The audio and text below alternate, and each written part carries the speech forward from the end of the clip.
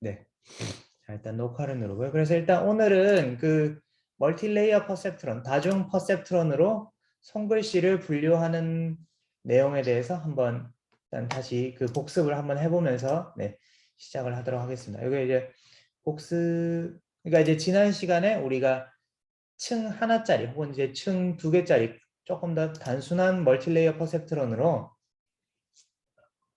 그 데이터를 그 엠리스트 데이터를 구별하는 걸 해봤었는데 이번에는 이제 사이클런 안에 있는 데이터를 가지고 한번 실습을 하는 것을 해보도록 하겠습니다. 자, 그래서 이제 숫자 필기 데이터는 요 사이클런에서요. 네. 요 사이클런 패키지, 그 머신러닝을 위한 요 사이클런 패키지 안에서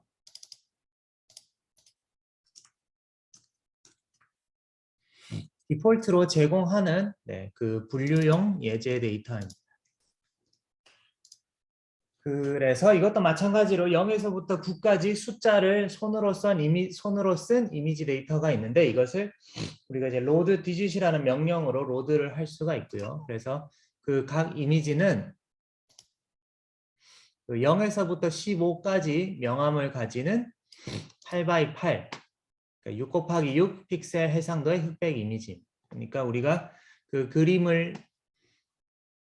파일을 우리가 이제 그림 파일이 있으면은 일반적으로 주석 달기를 잠깐 이제 우리가 이제 이렇게 이제 그림 파일이 있으면요, 그죠? 네, 그림 파일이 있으면은 그러니까 컴퓨터에서 그림 파일은 이렇게 지금 패드를 샀는데도 그림이 나아지잖아. 그러니까 이제 우리가 이제 컴퓨터에서 그림 파일이 있다고 하면은 이렇게 그 얘를 이제 확대를 하면은 각 픽셀에 이렇게 각 요 하나에 아주 작은 사각형이 여러 개 있는 거라고 생각할 수가 있거든요. 지금 여기에서는 이제 8x8, 그러니까 이제 8 곱하기 8에서 64개가 여기 이제 존재를 하는 거죠. 네. 그래서 이제 8 곱하기 8 모두 이제 64개의 64 픽셀 해상도의 흑백 이미지입니다. 그래서 이제 흑백이기 때문에 그 0이면은 흰색, 15까지 15면은 완전히 까만색 이렇게까지 이제 분류가 되어 있을 겁니다. 그래서 그런 이제 이미지가 1797개가 있다라고 할 때 우리가 한번 그 멀티레이어 퍼셉트론으로 그것을 이제 그림이 주어지면은 그림을 가지고 이제 그 그림에 있는 숫자가 손으로 쓴 글씨가 뭔지 알아맞추는 그런 모델을 한번 만들어 보도록 하겠습니다. 자, 그래서 일단은 필요한 패키지들을 일단 로드를 하는데요. 자, 여기서 이제 맵플랫 그 콜앱에서 지금 %매플라이브 인라인이라고 하면은 요거는 이제 그 노트북에서 이제 그 플랫을 바로 표기해라 라는 뜻이 되고요. 네. 자, 그 다음에 여기에서 이제 matplotlib.pyplot as plt 요거는 이제 그 플랫을 그리기 위한 이제 matplotlib 모듈을 로드하는 것이고요. 그 다음에 여기에서는 이제 scikit-learn을 우리가 이제 scikit-learn.dataset, scikit-learn 패키지를 일단 로드를 하게 됩니다. 그러면은 이제 load digit이라고 요것을 우리가 실행을 시키면요. 여기 digit이라는 요 데이터, digit이라는 요 변수 안에다가 우리가 잠시만요. 네. 여기에다가는 이제 주석을 달면 안 돼. 요 digit이라는 요 변수 안에 그림 파일과 그 레이블이 다 나와 있게 됩니다. 그러면은 여기 이제 첫 번째 샘플을 한번 출력을 해보면요. 자, 그 digit 여기 점 이미지 그러니까 이제 지금 우리가 이제 digit이라는 변수에다가 그 데이터를 입력을 했잖아요, 그죠? 그렇기 때문에 여기 digit.images의 0, 그러니까 이제 첫 번째 있는 그림을 한번 프린트를 해봐라. 그러면은 여기 이제 행렬꼴로 이렇게 표시가 됩니다. 여기에서 0으로 되어 있는 부분은 다 이제 흰색으로 표현이 될 거고요. 이제 15가 까만색. 이제 그 중간쯤이면은 이제 중간 정도의 그 회색 톤을 가지게 되겠습니다. 그래서 첫 번째 그림은 이제 8x8 행렬로 이렇게 출력된 거를 볼 수가 있고요. 네, 그래서 이제 0을 흰색 도화지, 이제 15를 까만색. 그럼 이제 여기 이제 우리가 그 15 숫자가 큰 부분을 이렇게 따라가면은 이렇게 이제 0처럼 보이겠죠, 그죠? 그러니까 아마 얘는 그림으로 표시를 하면은 숫자 0을 그린 것 같다. 이렇게 우리가 추측을 할 수가 있겠죠. 네. 그래서 이거를 한번 우리가 출력을 해보겠습니다. 그러니까 자, 디지점 타겟. 그러니까 이미지는 그림이고요. 이미지는 그림이고 타겟은 우리가 이제 예측하고자 하는 그 그림 파일의 레이블입니다. 그러니까 이건 이제 0에 손으로 0을 쓴 거에 해당하는 정답 값이 여기 이제 들어 있는 거죠. 그래서 이제 0을 출력하게 되고요. 네. 자, 일단 샘플이 몇 개 있는지 한번 봅시다. 자, 전체 샘플 수를 보면요. 자, 여기 len이라는 함수에다가 digit.images를 집어넣어 주면은 요 이미지가 몇 개 있는지 확인할 수가 있습니다. 전체가 이제 1797개의 샘플이 존재한다라고 우리가 이제 할 수가 있습니다. 그렇고요. 자, 그다음에 잠시만요. 자, 그러면 이 중에서 그 상위 5개, 맨 처음에 5개만 한번 플롯을 해보겠습니다. 그러니까 시각화, 그림을 그려보면요. 자, 여기 이제 디지점 이미지와 디지점 타겟에서 여기 이제 집이라고 하는 함수를 쓰면은 이미지와 타겟에서 이렇게 하나씩 끄집어내 오는 겁니다. 하나씩 끄집어내 오는 거고요. 자, 그 다음에 이것을 이제 리스트로 이렇게 묶어주는 겁니다. 자, 그러면은 이미지 and labels라고 우리가 일단 이렇게 하고요. 그러면은 얘네들은 그러니까 이미지 하나, 얘네들은 리스트인데 이미지와 레이블이 이렇게 들어있는 이미지 두 번째 레이블, 두 번째 레이블 이런 식으로 이제 쭉쭉쭉쭉 들어있는 리스트가 리턴이 되게 된다라고 이제 생각을 하시면 되겠습니다. 자, 그러면은 요 리스트에서 이제 enumerate, images and labels에서 5개까지만 일단 하나씩 뽑아서 그리고 enumerate를 달았기 때문에 여기 이제 인덱스가 들어오게 됩니다. 인덱스가 여기 오고요. 그 다음에 그러니까 enumerate가 들어오면은 요 리스트 안에서 하나씩 뽑을 때 앞에 그 이제 번호표가 같이 나오고 그 다음에 내용물이 여기 들어가게 됩니다. 근데 지금 내용물이 아까 얘기했듯이 요런 이제 튜플이잖아요. 그죠? 이미지와 레이블이 같이 있는 튜플이기 때문에 여기 이제 이미지와 레이블 이렇게 받을 때도 튜플로서 받아주면은 이미지는 여기 이미지 안에, 레이블은 여기 레이블 안에 각각 이렇게 들어가게 됩니다. 그 다음에 이제 그 plt.subplot. 자, 이제 우리가 요거는 이제 그림을 그리기 위해서 요거는 이제 1 곱하기 5의 이제 그 형태를 가진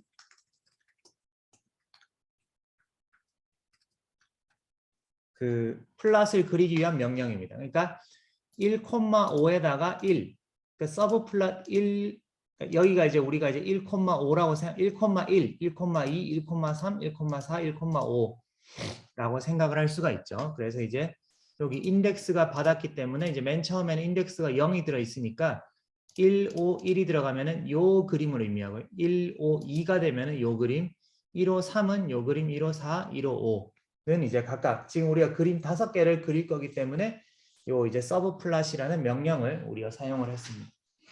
서브 플롯 명령을 사용을 했고요. 자, 그다음에 엑시스를 우리가 이제 꺼줘야 됩니다. 엑시스는 일단은 그림을 그릴 거기 때문에 X축과 Y축은 전부 다 이제 끌 겁니다. 그래서 요건 이제 축 표시를 하지 않는다.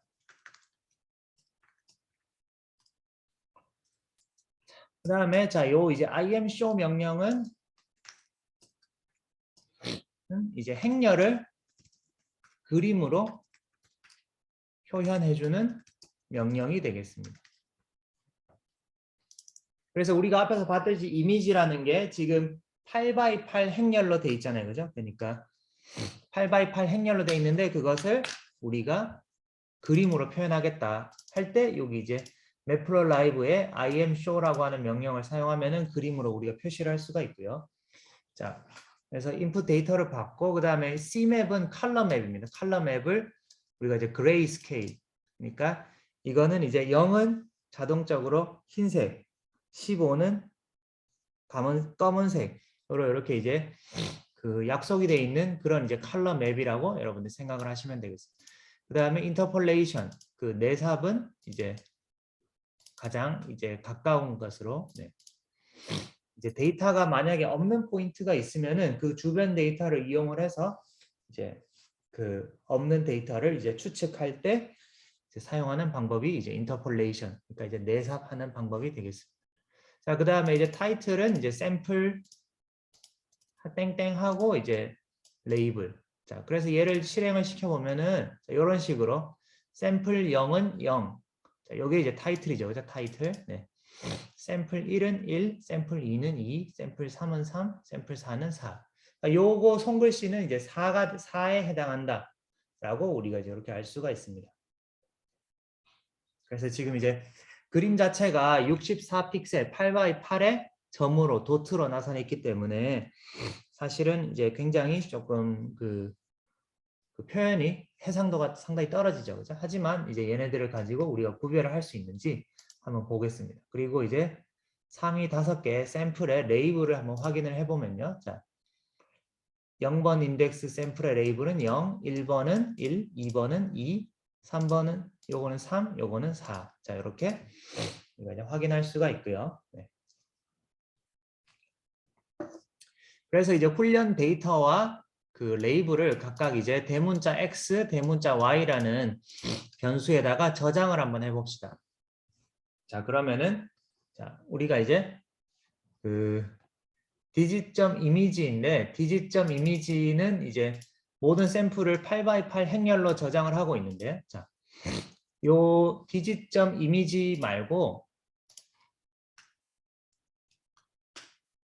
그 디짓점 데이터라고 하는 것이 이제 존재를 합니다. 그러니까 이제 지금 이제 계속 그 생각하셔야 되는 거는 요 이제 load digit이라고 하는 함수를 이용을 해서 데이터를 불러왔기 때문에 네. 요거는 이제 이미 요 scikit-learn 안에서 요거를 이제 제공을 하고 있습니다. 그래서 이제 8x8 행렬을 전부 6400 차원의 벡터로, 그러니까 지난 시간에 했듯이 우리가 그 그림이 그죠?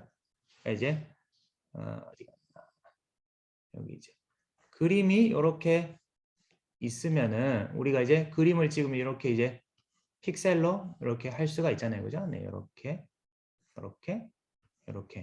그러면은 얘를 어떻게? 얘를 이제 그 요렇게 그다음에 요렇게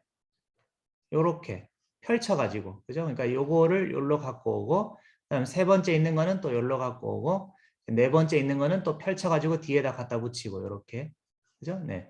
요렇게 해 가지고 펼쳐 가지고 그냥 얘를 이제 64차원의 벡터로 이렇게 이제 바꿀 수가 있습니다. 네. 그래서 이렇게 일단은 바꿔 놓은 거를 미리 바꿔 놓은 것이 여기 있는 자 디지점 데이터에 있는 내용이고요. 네. 그래서 우리는 일단 디지점 데이터를 일단 불러다 쓰겠습니다. 그래서 디지점 데이터에 이제 0번째 있는 내용물을 보면은 얘는 이제 쭉 펼쳐져 있는 거죠. 그냥 이제 64비트짜리 64차원의 벡터가 됩니다. 자, 그러면은 우리가 요 디지점 데이터를 X로 저장을 하고 디지점 타겟 레이블은 이제 Y에다가 저장을 하도록 하겠습니다. 그러면은 이제 얘네들의 일단은 쉐입을 한번 보면요. 자, 지금 X는 어떻게 돼? X는 1797바이 64. 그러니까 지난번에 얘기했지만은 X 보통 우리가 일반적으로 그 머신러닝에서 다룰 때 맨 첫 번째 오는 그 차원수는 맨 첫 번째 오는 차원은 그 이렇게 이제 데이터가 있으면은 이쪽 차원을 우리가 이제 피처라고 부릅니다. 피처. 특징. 그 다음에 요 각각의 행은 하나의 데이터가 됩니다. 데이터 포인트. 각각의 이제 행이 이제 데이터가 되고요. 그래서 이제 데이터 두 번째 데이터, 세 번째 데이터. 그래서 지금 이 말인즉슨 지금 이제 여기 이제 1979.64는 이제 데이터가 요게 이제 데이터 개수고 요게 이제 하나의 데이터를 이제 숫자 64개로 하나의 데이터를 숫자 64개로 표현하겠다라는 뜻이 됩니다. 그렇게 생각을 하시면 되겠고요. 네. 그래서 x는 1797 바이 64, 그 다음에 y는 1797 바이, 그냥 이제 숫자 1797개. 그러니까 0번째 이미지는 뭐고, 이제 첫 번째 이미지는 뭐고, 두 번째 이미지는 뭐고, 요 정답 값이 들어있는 거죠. 여기에는 이제 정답 값이 들어있는 거죠.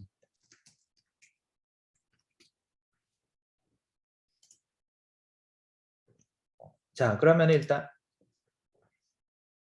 우리가 이제 멀티레이어, 다층 퍼셉트론이죠. 그러니까 이제 멀티레이어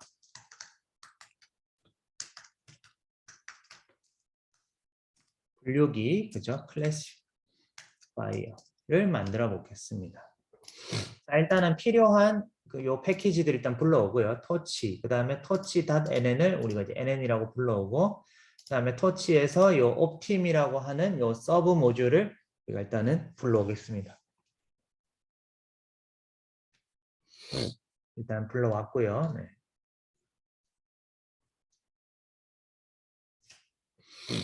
여기 이제 지금 불러오는데 시간이 조금 걸리고 있는데요. 네. 금방 되겠죠? 네. 불러왔습니다. 자, 그러면 이제 퍼셉트런에다가 이제 층을 3개를 쌓는다. 층을 3개를 쌓아서 모델을 만들어 봅시다. 자, 층을 3개를 쌓을 때는 지난 시간에 잠깐 봤지만은 사실은 그냥 이렇게 층층이 쌓는 것은 사실 굉장히 간단합니다. 파이토치에서 그냥 여기 이제 nn.sequential이라는 걸 불러오고요. 그 다음에 nn.linear 여기에 activation function nn.linear activation 그 다음에 nn.linear 자, 이렇게 하면은 지금 요게 이제 뭘 의미하는지 다시 한 번만 설명을 하면은 우리가 이제 순서도에서 맨 처음에 이제 여기 이제 인풋이 있습니다. 인풋이 있고요. 인풋이 있고 인풋이 들어오면은 그 다음에 인풋을 이제 어떻게 바꿀 거냐. 여기에서 이제 리니어 64,32는 요게 이제 입력 차원이고요. 얘가 이제 출력 차원이 되겠습니다. 출력 차원. 네. 그러니까 64 차원의 입력을 받아서 64차원짜리 입력을 받아서 얘를 32차원으로 바꾸겠다라는 것이 됩니다. 그러니까 여러분들이 아마 조금 더 익숙한 혹은 이제 좀 여러 군데에서 많이 봤을 것 같은 그림으로 따지자면은 이렇게 이제 점이 있잖아요. 그죠? 이렇게 있을 때 얘네들을 이렇게 해가지고 이렇게 바꿔주는 겁니다. 그러니까 이제 이렇게 퍼셉트론을 여러 개를 보내는데요. 그러니까 지금 요거는 좀 적절하지가 않고요. 그러니까 지금 이제 여기 동그라미가 이제 64개 있다고 치고요. 그 다음에 얘네들이 이제 이렇게 가서 동그라미 이번에는 이제 32개로 이렇게 이제 매핑이 된다라고 생각을 하시면 됩니다. 그 다음에 여기에서 다시 이렇게 이제 줄어들어서 어떻게 16개로 지금 여기 보시면은 32에서 16, 그 다음에 16에서 10차원으로 이렇게 이제 줄어들게 되죠. 그죠? 네. 그러면은 얘를 결국에는 우리가 뭐다? 얘를 우리가 히든 레이어라고 하는 거죠. 히든 레이어. 왜냐하면은 얘는 이제 인풋 내가 이제 넣어준 거잖아요. 그죠? 그 다음에 넣어준 거를 내가 원하는 건 아웃풋 10개 중에 하나. 그러니까 여기에서는 얘는 왜 10차원이겠어요? 얘는 이제 첫 번째 값은 이제 0일 확률, 두 번째 값은 1일 확률, 세 번째 값은 2일 확률, 네 번째는 3일 확률, 4일 확률 이렇게 이제 쭉 이렇게 10개의 클래스가 있으니까 지금 이제 얘가 10인 이유는 클래스가 10개니까 그죠? 클래스가 10이니까 이게 이제 10이 되는 거죠.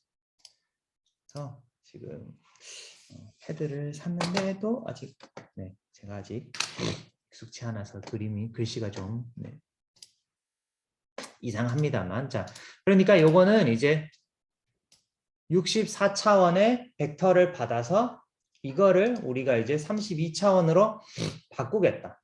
그 다음에 32차원짜리를 다시 16차원으로 바꾸고 16차원짜리를 다시 10차원으로 이렇게 이제 두 번에 걸쳐서 아니 세 번에 걸쳐서 변환을 하겠다라는 뜻이 됩니다. 무슨 말인지 아시겠죠? 그러니까 이제 액티베이션 펑션을 무시를 한다고 치면은 그러니까 인풋이 어떻게 인풋이 지금 인풋이 아까 뭐였어요? 인풋이 이제 1797 바이 64차원짜리인데 얘를 이제 곱하기 64차원짜리를 64 바이 32 행렬을 곱해주면은 요거 없어지고 얘가 어떻게 돼? 1797 바이 32 행렬로 바뀌겠죠. 그죠? 그럼 여기에다가 내가 이제 또 곱하기 행렬을 하나 곱해주면 임의의 행렬 32 곱하기 16짜리 행렬을 곱해주면은 얘가 1797 바이 16짜리 행렬로 바뀌게 되겠죠. 이런 식으로 그 우리가 이제 원래는 하나의 데이터가 64차원이었는데 이렇게 이제 디멘전을 우리가 이제 수정하는 식으로 디멘전을 줄이는 방식으로 이렇게 이제 결국에는 맨 마지막에 10차원으로 이제 바꾸겠다는 거죠. 그래서 요 중간에 들어가는 요 숫자는 사실은 그렇기 때문에 여러분들이 임의로 정해주시면 됩니다. 그러니까 32를 하셔도 되고 뭐 50을 하셔도 되고 40을 하셔도 되고요. 그러니까 이걸 이제 정하는 거는 히든 레이어의 차원을 정하는 거는 여러분들이 이제 마음대로 하셔도 되는 겁니다. 일단은 우리는 64에서 절반으로 줄이고 그 다음에 이제 10차원으로 이렇게 줄이는 모델을 일단은 만들어 봅시다. 자, 그리고 이제 자, 요 x랑 y를 이제 토치.텐서로 이렇게 이제 바꿔줘야겠죠. 네. 그 파이토치 변수로 이렇게 바꿔줍니다. 파이토치 변수로 이렇게 바꿔주고요. 자, 그 다음에 로스 펑션은 자, 크로스 엔트로피 로스를 우리가 사용을 하게 됩니다. 그러니까 이게 이제 로스 펑션을 요걸 쓰는 이유는 분류 문제이기 때문에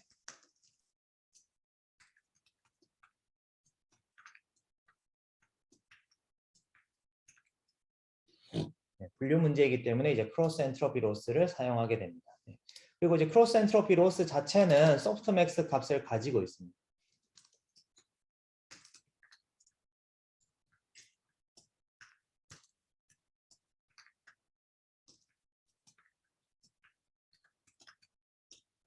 네, 크로스 엔트로피 로스 자체는 이제 소프트맥스 함수를 포함을 하고 있기 때문에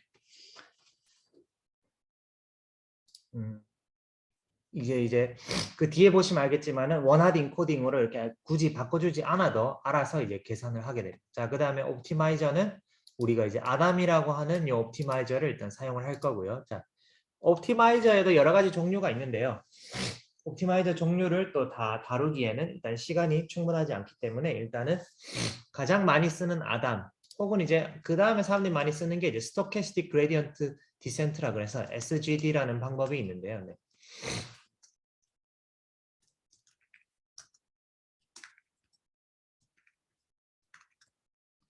이 두 가지 방법이 현재 이제 가장 많이 대중적으로 사용되는 방법이고요. 그 웬만한 경우에는 다 어느 정도 잘 뭘 쓰든지 어느 정도 잘 작동한다고 알려져 있습니다. 그럼 이제 이렇게 옵티마이저를 우리가 이제 정의를 하게 됩니다. 자, 그 다음에 여기 이제 로스 값을 저장하기 위해서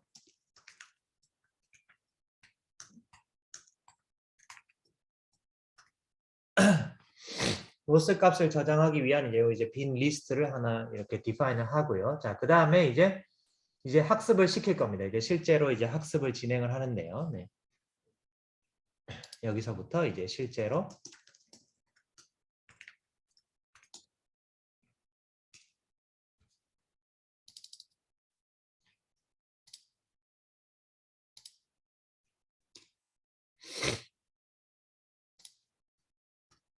자, 이제 100의 동안 이제 모델에서 자, 우리가 이제 이미 여러 번 했으니까 이제 꽤 익숙해지셨겠죠? 자, 옵티마이저.0 그레드 옵티마이저를 이제 이니셜라이즈 하고요. 자, 그러니까 이제 옵티마이저의 그레디언트를 일단 다 빵으로 바꾸고 자, 모델에다가 x 데이터를 집어넣습니다. x 그냥 전체 데이터를 집어넣고요. 그다음에 y 프레드 자, 프레딕션을 시킵니다. 그리고 이 프레딕션 값과 실제 값을 로스 펑션에 집어넣어서 로스 값을 계산을 해주고요. 그 다음에 로스.backward를 해서 로스 값이 로스 함수의 그레디언트 값을 계산을 해주고요. 그 다음에 그 그레디언트에 따라서 파라미터를 이렇게 이제 업데이트를 해주게 됩니다. 그리고 10의 폭마다 이제 그 로스 값을 이렇게 출력하도록 만들어 보았습니다. 그죠? 그리고 이제 한 에폭이 끝날 때마다 로시스라는 리스트에다가 로스 값을 이렇게 저장하도록 했습니다. 그리고 이제 여기에서 주의하실 점은 그 value, 그러니까 이제 텐서가 아니라 그냥 그 숫자만 저장할 때에는 이 텐서에다가 점 아이템이라고 하는 거를 꼭 붙여주셔야 된다는 거를 기억을 하시고요. 네. 이렇게 해서 한번 학습을 진행을 시켜보겠습니다. 학습을 진행을 시키면은 요 에폭에 따라서 처음에는 코스트가 높다가 점점 이렇게 이제 코스트가 떨어지게 됩니다. 코스트가 떨어지게 되죠. 네. 그 다음에 그래서 이제 요 로시스라는 요 플롯을 그려보면은 이렇게 이제 로스 값이 밑으로 쭉 떨어지는 것을 여러분들이 이제 확인을 하실 수가 있습니다. 그래서 로스 값이 낮다는 거는 이제 뭐냐 그 학습이 잘 되고 있다. 학습이 어느 정도 됐다라는 것을 이제 의미하게 됩니다. 그러면은 요게 이제 일단은 기본적인 그 프로세스였고요. 자, 그 다음에 근데 이제 우리가 지난 시간에 잠깐 얘기를 했지만은 학습을 할 때 여러 가지 이제 문제점들이 발생할 수가 있습니다. 학습을 할 때 여러 가지 문제점들이 발생할 수가 있는데요. 자.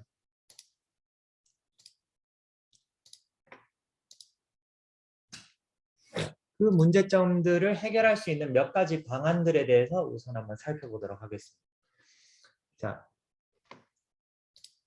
일단은 요게 이제 오버피팅이라고 하는 것이 있을 수가 있습니다. 오버피팅, 과적합. 그러니까 이제 그 과적합이라고 하는 거는 모의고사 문제를 너무 딸딸 외운 거. 모의고사 문제를 너무 달달달달 외웠기 때문에 새로운 게 나오면은 새로운 거에 적응을 잘 못하고 그냥 이제 자기가 외운 대로만 풀려고 하는 이제 그런 이제 문제인 거예요.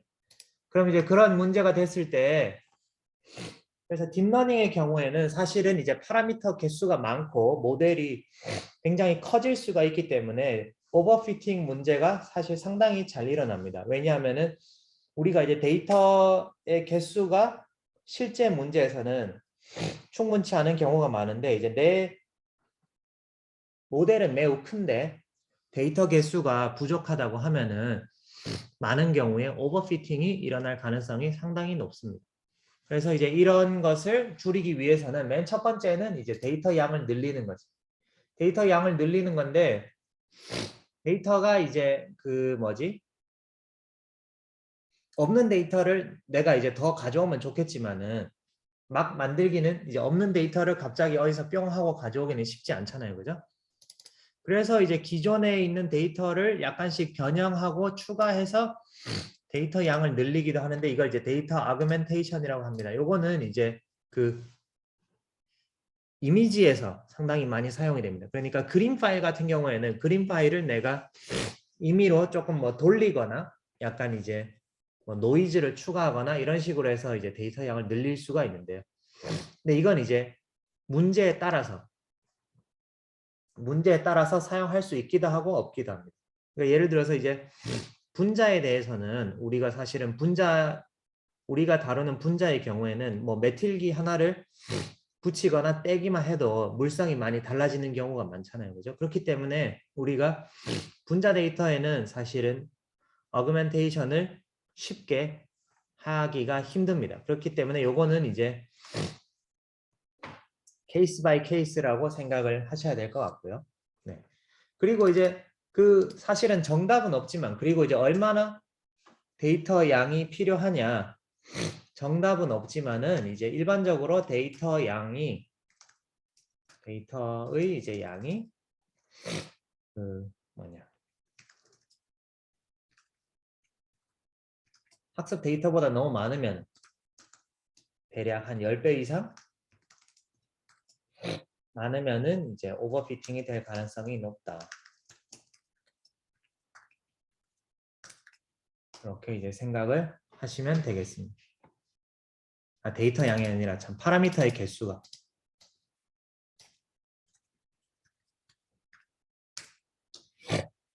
우리가 이제 파라미터 그 파이토치 모델에서 파라미터 개수는 조금 있다가 이제 예제를 풀면서 한번 확인해 보도록 하겠습니다. 그 다음에 이제 또 한 가지 변수나 또 한 가지 할 수 있는 거는 모델의 복잡도를 줄이는 것입니다.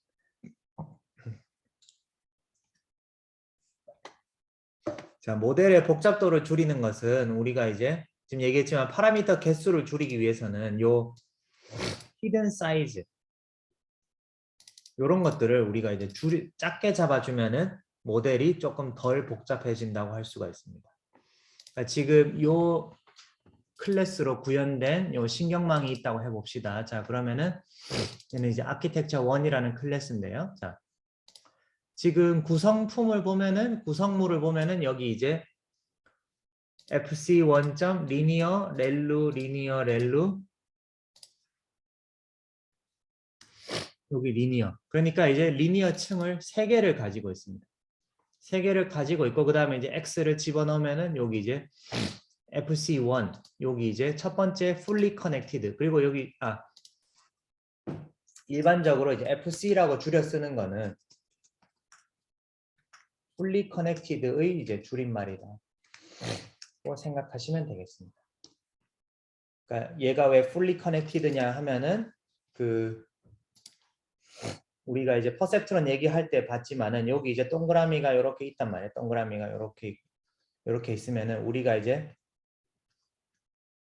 이렇게 지금 여기에서도 인풋이 나가고 여기에서도 인풋이 나가고 그러니까 리니어 3,2라고 하면은 여기에서도 이제 이쪽으로도 가고 일로도 가고 그러니까 여기에서도 일로도 가고 일로도 가고 여기에서 일로도 가고 일로도 가고 그러니까 전부 다 완전히 연결되어 있기 때문에 얘를 이제 fully connected라고 이제 그러니까 이제 라고도 부릅니다. 그러니까 이제 리니어 층이랑 fully connected는 이제 같은 말이다라고 생각을 하시면 되겠습니다. 그렇고요. 네. 그래서 이렇게 이제 레이어가 3개가 있는데 만약에 이제 이런 이제 클래스가 과적합 오버피팅이 되는 것 같다라고 하면은 우리가 이제 그냥 층을 하나 빼서 이렇게 이제 복잡도를 한번 줄여볼 수가 있습니다. 한번 줄여볼 수가 있고요. 네.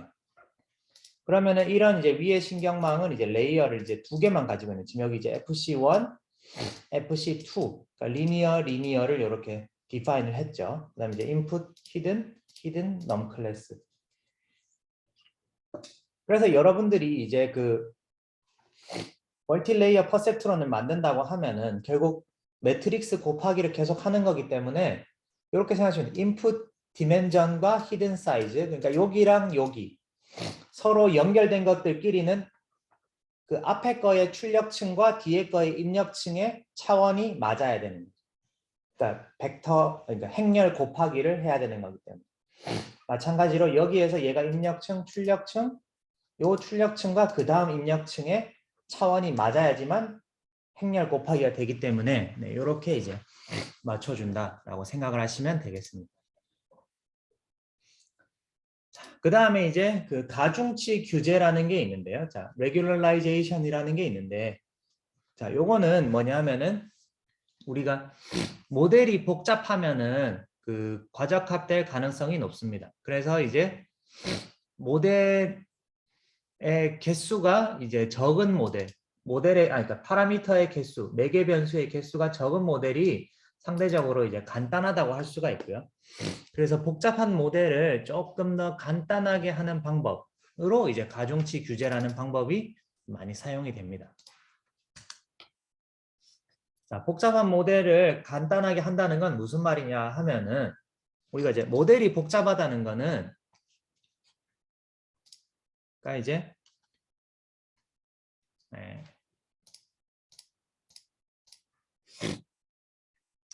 여기에다가 바로 쓰도록 하겠습니다.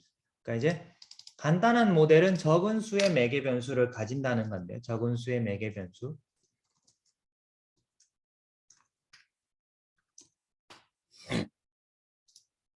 다시 말해서 이제 그 W의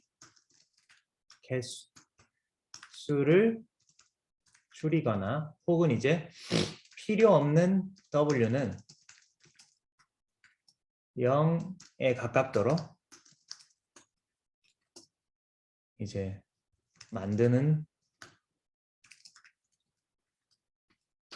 그러니까 W 개수, 그러니까 파라미터의 개수를 줄이거나 별로 중요하지 않은 W는 그냥 이제 0에 가까워지도록 이렇게 만드는 것을 의미하게 됩니다. 그래서 이런 것을 하기 위한 이제 방법으로 이제 regularization이라고 하는 게 있는데, 자, 크게는 L1, L2 규제, L1 규제, L2 규제 그 두 가지가 있습니다. 자, 요 각각 규제가 뭘 의미하냐 하면은 이제 L1 규제는 이제 L1 norm이라고도 하는데요. 네.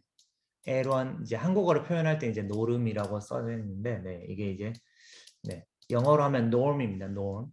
그러니까 이제 norm은 그 수학적인 의미로는 이제 길이를 의미하게 됩니다. 길이. 그렇기 때문에 L1은 간단히 얘기해서 이제 절대값의 썸입니다. 그러니까 L1 norm이라고 하는데, 얘는 이제 다시 말해 다른 말로는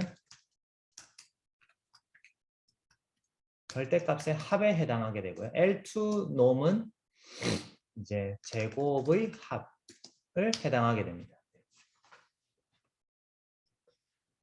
L1 규제는 원래 로스 펑션의 가중치에 대해서 람다 곱하기 절대값 W를 더한 값을 로스 펑션으로 한다라고 되어 있습니다.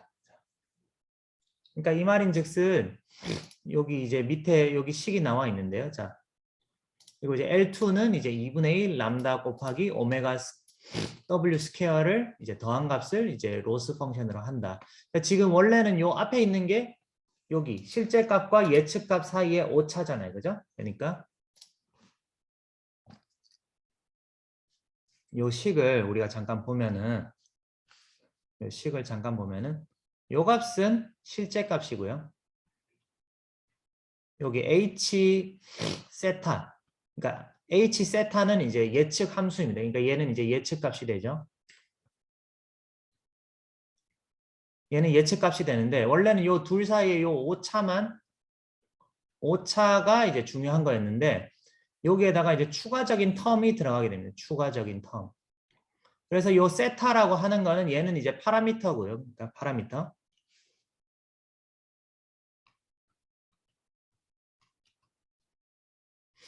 그러니까 우리가 원하는 거는 요 L 값이 작으면 작을수록 좋은 건데, 요 파라미터의 제곱이 서메이션이 됐으니까 어떻게 되겠어요? 파라미터의 값을 최대한 낮추려고 하는 쪽으로 얘가 이제 학습이 된다는 거죠. 그러니까 세타 값 혹은 여기 이제 W 값이, 요 W 값이 너무 커지지 않게, 너무 팍 튀지 않게 이제 조절을 해주는 것이 바로 이제 regularization, 규제라는 것이다 라고 생각을 하시면 되겠습니다. 그러니까 이제 요 W 값이, 그러니까 우리가 이제 어떤 모델을 만들 때 예를 들어서 이제 hx는 뭐 100, x1 빼기 1000, x2라는 모델이 있고, 어떤 거는 이제 x1 빼기 뭐 0.5, x2라는 이런 모델이 있을 때 어느 모델이 더 낫냐? 왜냐, 밑에 있는 모델이 조금 더 낫다고 할 수가 있습니다. 왜냐하면은 이제 위에 있는 모델 같은 경우에는 이 W 값, 앞에 곱해지는 값이 크면 클수록 얘가 이제 조금 변했는데, 전체적으로 H 값은 많이 왔다 갔다 할 수가 있잖아요. 그죠? 그렇기 때문에 모델 자체가 이제 unstable 해주는 거죠. 그죠? 하지만 앞에 있는 W 값이 적절한 값을 가지는, 별로 크지 않으면은 얘가 조금 바뀌더라도 뒤에 있는 예측 값도 그렇게 이제 많이 크게 영향을 받지 않을 거다라고 우리가 이제 생각을 할 수가 있습니다. 그렇기 때문에 이런 이제 규제가 오버피팅을 피하는데 종종 사용이 되고요. 그래서 지금 방금 얘기한 것처럼 이제 두 식 모두 비용 함수를 최소화하기 위해서는 W 값이 이제 작아져야 된다. 왜냐하면 얘를 더해줬기 때문에. 네. 그래서 이제 이런 수식이 있을 때 이제 뒤에 어쨌든 요 W를 그러니까 예측도 잘 하면서 W가 최대한 작도록 이제 하는 것이 바로 이제 요 L1 내지 이제 L2 규제를 사용하는 이유가 되겠습니다. 그래서 여기에서 이제 L1 규제를 사용했더니 W3 값이 이제 0이 됐다라고 이제 우리가 가정을 해봅시다. 그럼 얘가 거의 0이 되면은 X3에 뭐가 들어가든지 상관이 없죠, 그죠? 그러니까 즉 다시 말해서 X3 특성은 모델의 결과에 별 영향을 주지 못하는 특성이다 라는 것이 알 수가 있고요. 근데 이제 대신에 이제 L2 규제는 L1과 달리 이제 가중치의 제곱을 최소화하므로 W 값이 완전히 0이 되기보다는 0에 가까워지는 경향을 띈다. 네. 그래서 L1 규제는 보통 이제 어떤 특성이 모델에 영향을 주고 있는지 정확히 판단하고자 할 때 유용하고요. 네. 아니면은 이제 L2가 잘 작동을 한다. 네. 이렇게 경험적으로 사람들이 알고 있습니다. 경험적으로 사람들이 이렇게 알고 있고요. 그러면 이 규제는 어떻게 적용을 하느냐? 그 파이토치에서는 weight decay라고 이렇게 이제 들어가 있습니다. 여기. 그러니까 우리가 이제 앞에서 디폴트에서는 weight decay를 안 줬는데 여기에서 weight decay는 여기 이제 람다 값을 이렇게 써주게 됩니다. 그러니까 여기 이제 0.0 10의 마이너스 5승 요 람다 값이 10의 마이너스 5승이 되도록 해서 이렇게 들어가게 됩니다. 자, 이런 게 이제 그 레귤러라이제이션이다라고 이제 이해를 하시면 되겠고요. 네. 그리고 이제 책에 따라서는 이런 레귤러라이제이션을 정규화로 번역하기도 하는데요. 네. 정규화는 그 뒤에서 나올 이제 노멀라이제이션이랑 또 조금 그 혼동이 될 수가 있기 때문에 일단은 정규화라고 하는 게 조금 더 나을 것 같습니다. 조금 더 나을 것 같고요. 그 다음에 이제 나오는 기법 중에 하나가 이제 드롭아웃이라는 기법인데, 드롭아웃은 이제 앞으로 많이 사용을 하게 될 것인데요. 자, 드롭아웃은 학습을 할 때 신경망의 일부를 사용하지 않는 것입니다. 그러니까 예를 들어서 이런 신경망이 있다고 해봐요. 그러니까 얘는 이제 인풋이 4고, 그 다음 히든 레이어도 4차원, 4차원, 1차원이 되는 거죠. 그죠? 그러니까 얘는 이제 리니어로 써보면은 이제 리니어 4,4 여기가 이제 리니어 4,4고요. 그 다음에 여기가 이제 리니어 4,4 그 다음에 리니어 4,1 이렇게 쌓으면은 이제 전체적인 요 네트워크 모델이 되겠죠. 그죠? 네. 이렇게 되는데 우리가 이제 드롭아웃이라는 거를 사용을 하게 되면은 이름 그대로 드롭아웃 중간에 빠뜨리는 거죠. 그러니까 이 화살표 중에서 절반을 랜덤하게 절반을 사용하지 않고 절반을 쓰는 것을 이제 우리가 드롭아웃이라고 부릅니다. 근데 이제 꼭 얘를 이제 절반만으로 돼 있는 건 아니고요. 그냥 디폴트 값은 절반인데 요 이제 그 몇 퍼센트 요 빠뜨릴 확률은 내가 이제 조정할 수 있습니다. 네. 그러니까 이제 몇 퍼센트의 화살표를 안 쓸지는 조정이 가능합니다. 그래서 일반적으로 중요한 점은 이제 드롭아웃은 학습할 때만 그러니까 덧셈 뺄셈을 다 하지 말고 오버피팅을 피하기 위해서 이제 일부만 덧셈 뺄셈을 하도록 하고 대신에 이제 예측할 때에는 학습이 다 된 것을 하고 나서 예측할 때에는 드롭아웃이 보통 적용이 되지 않습니다. 그래서 파이토치에서는 이제 모델에서 이제 트레이닝 모드, 학습 모드와 이제 예측 모드가 따로 있는데 학습 모드에서는 드롭아웃 레이어를 써주게 되면은 이제 학습을 할 때 드롭아웃을 랜덤하게 랜덤하게 이제 드롭아웃을 적용하게 되는데 예측 모드로 얘를 이제 바꾸게 되면은 드롭아웃 레이어는 예측 모드에서는 이제 무시하게 됩니다. 네. 그래서 그 부분은 또 이따가 이제 코드를 보면서 다시 한번 얘기를 하도록 하겠습니다. 그래서 과적합을 막는 방법까지 우리가 지금 알아봤고요. 네. 그다음에 그러면은 지금 일단은 47분이네요. 그럼 시간이 애매하니까 우리 그러면은 여기에서 이제 잠깐 쉬었다가 10분만 쉬었다가 57분에 그 다음 내용으로 일단은 넘어가도록 하겠습니다. 그러면 우리 잠깐만 쉬었다가 하시죠. 네.